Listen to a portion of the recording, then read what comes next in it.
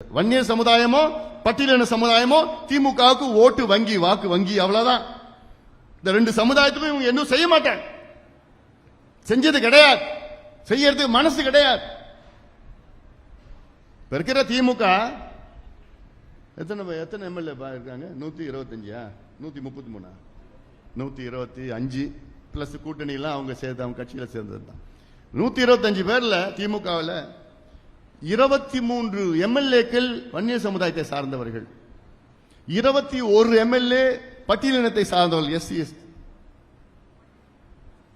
ஆக இந்த மொத்தத்தில் 44 பேர் வன்னியர் சமுதாயமும் பட்டியலின சமுதாயம் ரெண்டு பேரும் சேர்த்தா 44 பேர். இவ்வளவு பெரிய கட்சி, ஆளுங்கட்சியில் 44 எம்எல்ஏக்கள் ரெண்டு சமுதாயத்தில் கொடுத்த இந்த ரெண்டு சமுதாயத்திற்கு திமுக என்னையா செஞ்சது? என்னையா செஞ்சனே? 4 ஆண்டு காலம் உங்களை நான் கேட்டுட்டு இருக்கிறோம். 23 எம்எல்ஏ 6 எம்பி கொடுத்த இந்த வன்னியர் சமுதாயத்திற்கு 4 ஆண்டு காலமாக இன்னுமா ஏமாத்திட்டு இருக்கீங்க?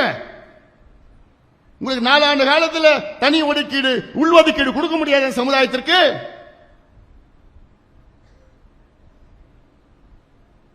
மூன்று அமைச்சர்கள் கொடுத்தாங்க.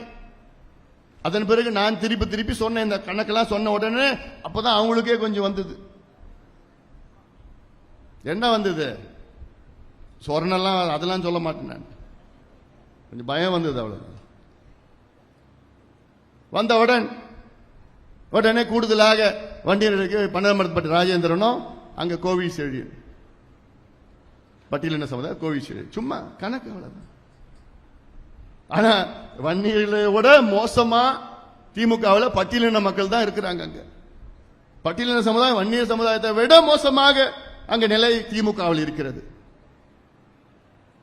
இதெல்லாம் இன்னொரு நான் பொதுக்கூட்டத்தில் பேசுறேன், வரேன் சும்மா விட போறது இல்லை. பொதுக்கூட்டத்தில் மட்டும் இல்ல, நடைபயணம் ஒன்று வச்சிருக்கிறேன் நான். அதில் இருக்குது இல்லை நம்முடைய கோரிக்கைகள் நம்முடைய உரிமைகளை எடுத்துட்டு வரேன்.